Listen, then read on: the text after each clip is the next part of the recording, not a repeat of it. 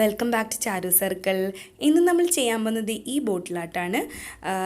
കാണാൻ നല്ല ഭംഗിയില്ലേ? അപ്പോൾ ഭംഗി മാത്രമല്ല, ഈസി ആയിട്ട് ചെയ്യുകയും ചെയ്യാം.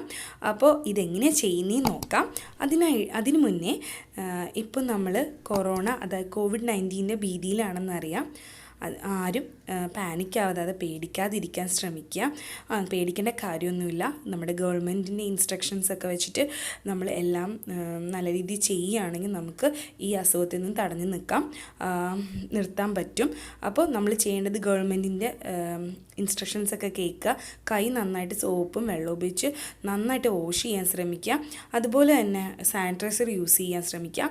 അതുപോലെ പരമാവധി പുറത്ത് പോകാതിരിക്കാൻ ശ്രമിക്കുക. കുട്ടികളൊക്കെ ഉണ്ടെങ്കിൽ പരമാവധി ശ്രദ്ധിക്കുക. അപ്പം നമ്മൾ ഇതൊക്കെ ശ്രദ്ധിച്ചു കഴിഞ്ഞാൽ നമുക്ക് ഈ രോഗത്തിൽ നിന്നും പ്രതിരോധിക്കാം. ഇനി നമ്മൾ ചെയ്യാൻ പോകുന്നത് നമ്മുടെ ബോട്ടിൽ ആർട്ടിലോട്ട് പോവാണ്. അതിന് ബോട്ടിൽ ഞാനിവിടെ ടിഷ്യൂ വെച്ച് ഒട്ടിച്ച്, അതായത് ടിഷ്യൂ വെച്ച് നമ്മൾ ഒട്ടിച്ച് ഉണക്കിയെടുത്ത ബോട്ടിലാണ്.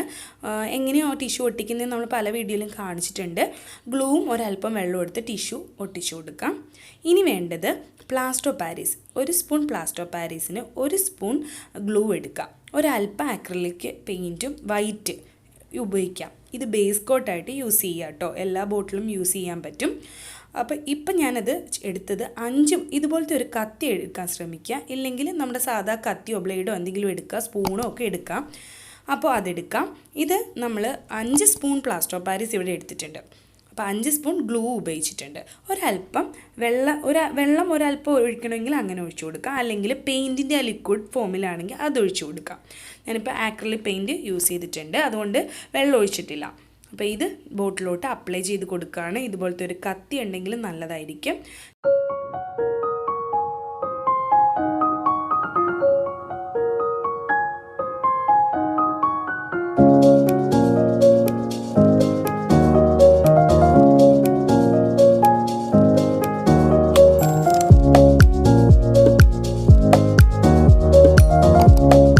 ഇപ്പം നമ്മൾ ഒരു സ്റ്റിക്ക് എടുത്തിട്ട്, ഒരു പോപ്പ് സ്റ്റിക്ക് അല്ലെങ്കിൽ ഐസ്ക്രീം സ്റ്റിക്കൊക്കെ വെച്ചിട്ട് ഇതുപോലെ ഒന്ന് വരച്ചു കൊടുക്കണം. ഇല്ലെങ്കിൽ നമുക്ക് ബ്രഷിൻ്റെ ഒരറ്റം വെച്ചിട്ട് വരച്ചു കൊടുക്കാം.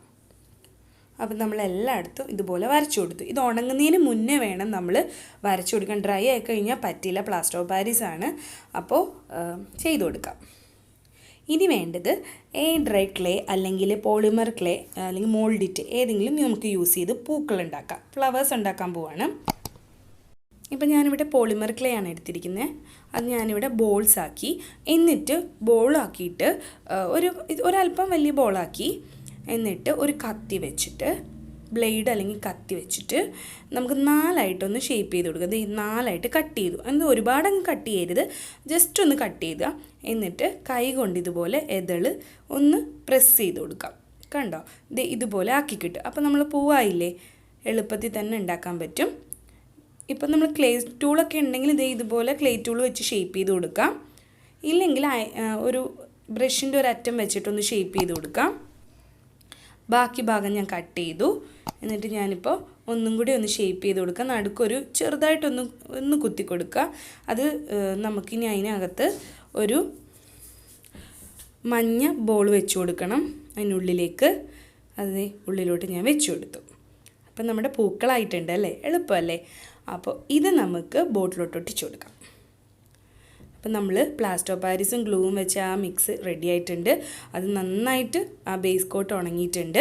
ഇനി നമുക്ക് ആദ്യം ചെയ്യേണ്ടത്, ഞാനിവിടെ ബ്രൗൺ കളർ അക്രിലിക് പെയിൻറ്റ് ഉപയോഗിക്കാം. അത് വെച്ചിട്ട് കുപ്പിയിൽ മൊത്തത്തിൽ പെയിൻറ്റ് ചെയ്ത് കൊടുക്കുക.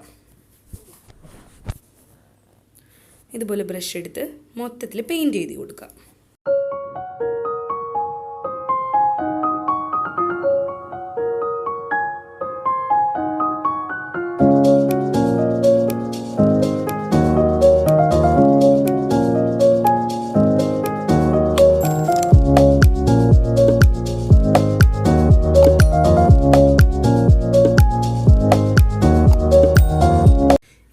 കുപ്പിയിൽ മൊത്തത്തിൽ നമ്മൾ ബ്രൗൺ കളർ പെയിൻറ്റ് ചെയ്ത് കൊടുത്തു. ഇത് നന്നായിട്ട് ഉണക്കിയെടുക്കാം. പിന്നെ ആ ഉണക്കിയെടുത്ത ആ കുപ്പിയിലേക്ക് നമ്മൾ മെറ്റാലിക് ഗ്രീൻ എടുത്ത് വെച്ചിട്ടുണ്ട്. ഇതാണ് മെറ്റാലിക് ഗ്രീൻ. ഇത് നമ്മൾ അതിൻ്റെ മുകളിലേക്ക് ബ്രഷ് കൊണ്ട് തന്നെ അപ്ലൈ ചെയ്യാം. ഇതുപോലെ അപ്ലൈ ചെയ്യാം. മൊത്തത്തിൽ അങ്ങ് ബ്രൗൺ കൊടുത്ത പോലെ കൊടുക്കണമെന്നില്ല, ജസ്റ്റ് ടച്ച് ചെയ്ത് കൊടുത്താൽ മതിയാകും.